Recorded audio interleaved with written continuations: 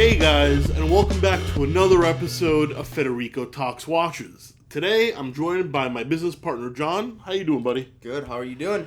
Good, man. 2018's coming to a close, and I figure we gotta do the customary, what were the biggest watch releases of 2018, right? That's a cool idea. Before we get started, though, what are you wearing? Oh, I got my my step dial 1970 Speedmaster. Nice. What do you got? I'm wearing the Tourneau triple date chronograph because today all the calendar functions. Does it have the right? Yeah, I never said it, but today's right. So at midnight I can watch it all switch over. You wear it once per year. Well, I wear it a few times. I mean, I love it. I really do. It's just, it's not always the occasion for such a formal watch. Nice. And also, guys, just a quick little, thank you. We were running the stats this morning, and we sold well over 400 watches this year. Almost 500, actually. 486. 486. And of course, we couldn't do it without you guys. And that's not counting the service. And we just really, really appreciate it. Thank you so much for sticking with us at Del Rey Watch. Absolutely. Definitely appreciate it. And actually, as a thank you, don't forget to check out DelReyWatch.com. Some heavily discounted models now in stock. We went so crazy. You're giving stuff away, actually. I had to raise a few of those prices. I actually lowered a few prices on the Rolex sports models too. You're trying to fund your champagne for New Year's. Dude, a little Perrier Jouet never hurt anybody, okay? But yeah, guys, DelReyWatch.com, link in the description below, and also, if you want to subscribe to John's channel, please check it out. John P. John P. Link in the description below as well. Go check it out if you're bored of me. But yeah, so top 5 watch releases 2018. Interesting year. I don't necessarily love all these watches, but these are, I think, looking at this list, undoubtedly the biggest ones this year, right? Definitely, at least from the major brands. From the major brands, for sure. Yeah, from the major brands. And these are in no particular order, but I think we got to get the elephant out of the room. What's number 1, brother?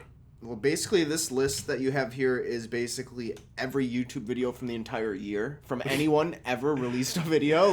Yeah, it's all the clickbait titles. So you have the Rolex Pepsi, the GMT, the stainless steel one, right? Or...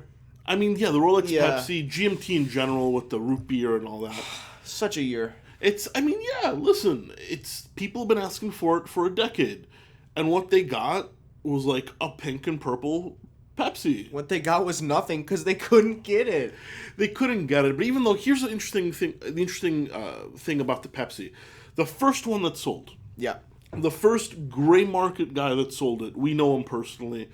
He sold it for $24,000. But this watch has been steadily crumbling in price. I saw one brand new for high 18s, I think, actually. No, are you kidding me? Dude, the 15s. You saw one for 15s recently? 15,250. We have not been asked for one in weeks. And here's the thing. 15,250 is still well above retail. Oh, my God. Don't get me wrong, but it's not like Daytona craziness, where it's double the price. Those have gone down too recently. Little bit. I haven't really kept track. About $1,500 change in the last few weeks. I haven't really kept track. But here's the thing: it's still above retail, but I think the people that got it wanted it. I think Rolex hasn't hit a home run because the colors are a little off. So even though it's still above retail, it's trending downwards, very much so, in my opinion. That's what it looks like. I mean, just by the numbers. And we follow the numbers very closely. We have a proprietary system for this. And, I mean, you just look at the numbers, look at the charts on these watches, and this is what's going on. Yeah, it goes up and down. Well, in this case, down. Now, the second one is another watch. One that you were talking to me that you don't particularly love. I can't believe that. See, here's the thing. So this is the Tudor Black Bay GMT, right? Tudor Black Bay, and here's the thing. So it's the Pepsi. It's the Pepsi, but before I put it on this list, I was thinking of putting the Tudor Black Bay 58, which I know you love. I love that one. It's really quick, the Black Bay 58 is basically like a modern vintage watch. It's got a fake rivet bracelet, but everything else is basically like a vintage Tudor sub. I love that one. And we'll talk about that in a second, but technically the list of the Tudor Black Bay GMT, the Diet Pepsi, everybody calls it. What's your issue with that watch? Here's the problem, and we just talked about the Rolex Pepsi GMT and how that's kind of going down in price and how it had this huge skyrocket and now it's dropping. The same thing happened with this Tudor watch, except for it happened in a matter of like 3 weeks. Like, it came out, they were selling for like double if you can get one, and then all of a sudden, selling for retail again. Now they're selling at like a 3% discount. Yeah, it's... Like, in 3 weeks. Here's the thing. Rolex also released a faulty movement. I mean, like, the dates on these fail all the time. Which, once again, guys, no huge deal because it's covered under warranty. But I just think, it was big hype. Big hype. And actually, Black Bays in general have been dropping. I mean, the Black Bay Bronze can't give that shit away. We have one of those? No, we did. We had to give it away. Yeah, we broke even on it because we bought like 4 of them, and they were selling high for a while, but by the end of it, we had to break even because the price had fallen so sharply that. So I don't know. I mean, I really like the watch. I like the look of the watch. Okay, I like the Pepsi is a little bit more classic in color than the Rolex.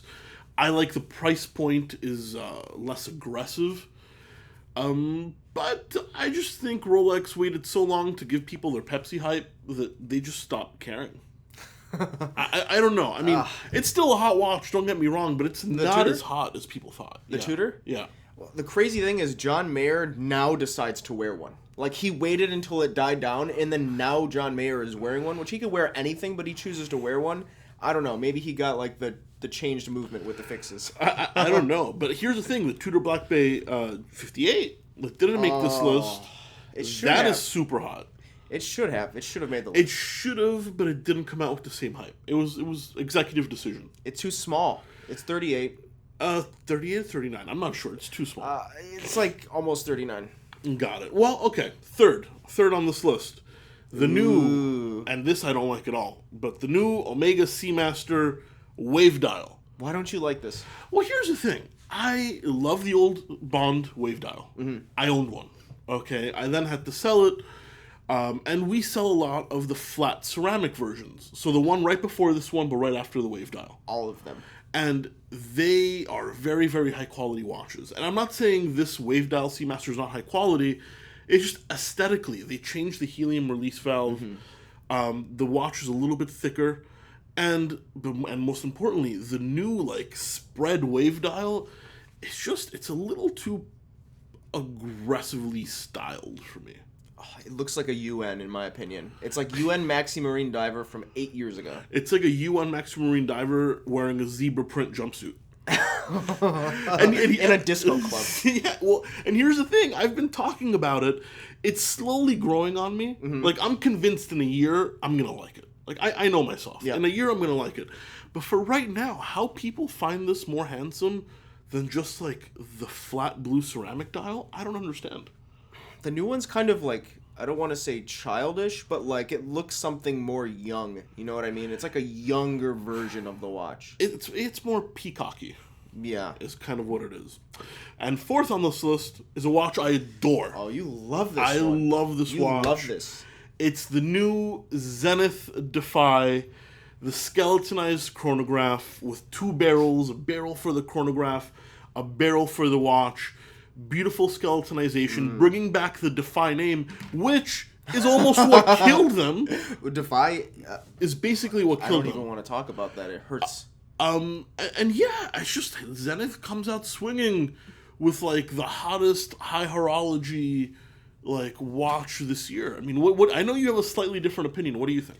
Well, I mean, I definitely love Zenith, and if you've heard of me or you've seen some of my videos, I'm a big fan of Zenith. But unfortunately, I think that this is not really in line with their brand.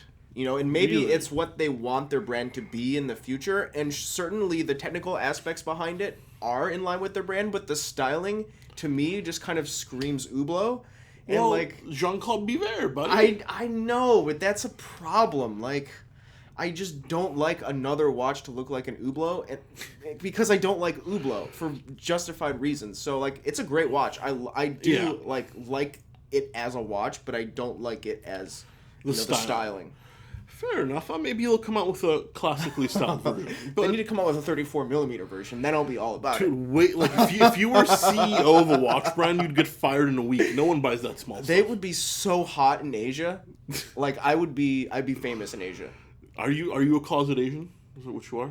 No, but I wear smaller watches. You know, it just happens to be the market. So. Fair enough. And then fifth is a watch that, now that I'm talking about this list, it doesn't seem like I like a lot on this list apart from the Zenith and maybe the Tudor. But the fifth one is from a brand I love, but it's just I don't adore the styling, even though it is a great watch. It is the new Cartier Santos.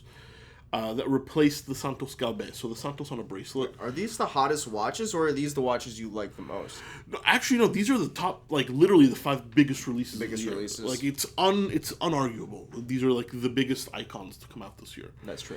And so this Santos was made bigger, which I don't think is a bad thing. Has the new in-house movement, so they went from 2892s to the Cartier 1904 MC.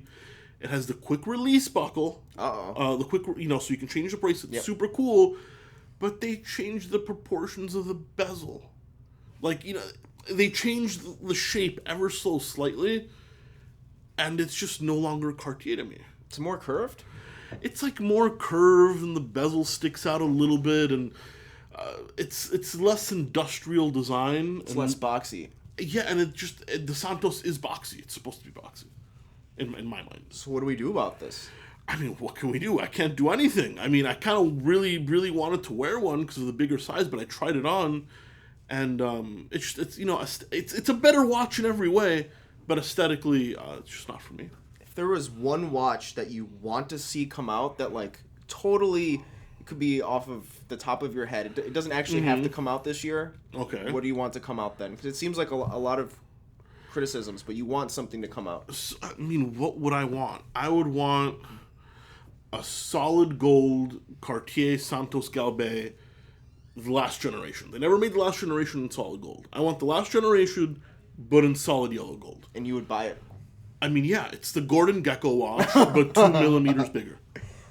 That's, wow, a modern interpretation of a classic. Yeah, I mean, I don't want them to futz with the design. Like, why broke something? If it ain't broke, don't fix it. This watch didn't need to be fixed.